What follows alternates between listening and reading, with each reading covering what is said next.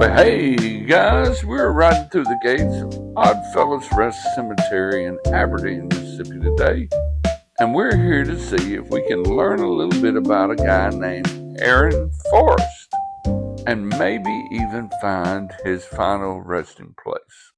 I know it sometimes seems hard to believe, but Aaron was, it seems, lost, or the exact location of his grave has been anyway.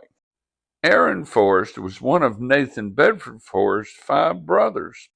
And yes, Aaron was a partner in General Forrest's slave trading business before the Civil War. In fact, he was described as the general agent and sole driver for the business. He started working for that business sometimes before 1855. Aaron Forrest was in and around Memphis in 1855, and it seems that in 1857 he paid taxes in Warren County, Mississippi, down around Vicksburg, on around $200,000 that he made as what was called a transient vendor. In 1858, it seems that Forrest was a registered guest at the St. Charles Hotel in New Orleans. All that to say is he covered a lot of ground as he helped his brothers in the family business. That family business, of course, was the slave trade. In 1858, A.H. Forrest and Company began an operation in Vicksburg. They imported sizable gangs of slaves from Missouri in and around the St. Louis area. Forrest's slave depot was located on Mulberry Street in Vicksburg, a couple blocks from the Yazoo River. But there are no records for A.H. Forrest and Company for slave sales in Warren County, Mississippi after 1860. It seems that in addition to the slave trade, that A.H. Forrest owned or at least managed plantations in Coahoma County, Leflore County, and Sunflower County, Mississippi. During the Civil War, he commanded a company of cavalry that was organized mostly from Sunflower County. And what I think is sort of an interesting story, years after the war, a Confederate veteran told of being in A.H. Forrest's cavalry company laying in wait to take on some Federals in the Yazoo Pass expedition. This group of Confederates were startled into retreat by a bunch of wild hogs. They thought the hogs were United States troops coming in from their rear.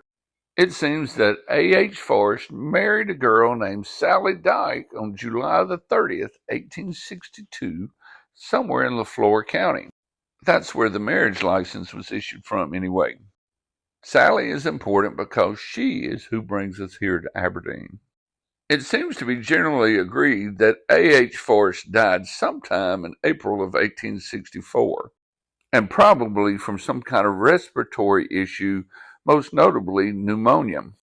The official records of the War of the Rebellion seem to indicate that Aaron died in Jackson, Tennessee.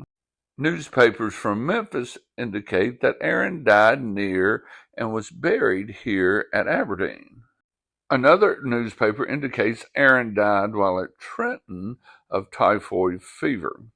And a couple Bedford Forrest biographies indicate that Aaron died of pneumonia, one in Dresden, Tennessee, and one in Jackson. We're going to start our trek toward what I believe is Aaron Forrest's grave from my favorite old knotty cedar tree here in the middle of the cemetery. Aaron's will was probated in Leflore County in April of 1864, and I must admit that writing was different enough then that it was a little bit hard for me to read. It looks like he gave his brother Jesse Forrest his horse. He gave all the money he had left over after the settlement of his debts to his beloved wife Sally.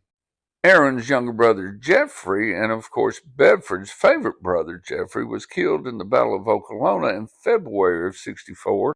Oklahoma is not too very far from here, and Jeffrey's body was brought to Aberdeen after the battle. There are records that indicate that Jeffrey Forrest's body was delivered to Elmwood Cemetery in Memphis for interment in the Forrest family plot, of course, just after the Civil War's conclusion. It seems that Aaron's body never made it to Elmwood. Records from Elmwood seem to indicate that Aaron's body had been lost here in Aberdeen. If Jeffrey died in February and just a month or two later Aaron passed away, the two deaths may have been commingled a bit in memory. You're walking up on the Casson family square, and in the middle of it is the cenotaph to Jeffrey Forrest. Now, to be honest, I'm not sure if that's the exact location of Jeffrey's grave. The records I'll show you in a sec don't indicate a Forrest being buried here, but they will show you the grave of John T. Dykes. John is the father of Sally Dykes, who we have already established was married to Aaron Forrest in 1862. Now, there's some locals here in Aberdeen that will tell you this story of Jeffrey Forrest being married to Sally. Now, the graves on this side that we're looking at now agree completely with my cemetery records you're about to see.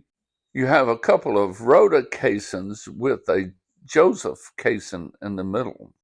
Here on the right, the grave closest to us is Joseph Caisson, and you can see from these cemetery records that lying right beside him is John T. Dykes, Sally's father.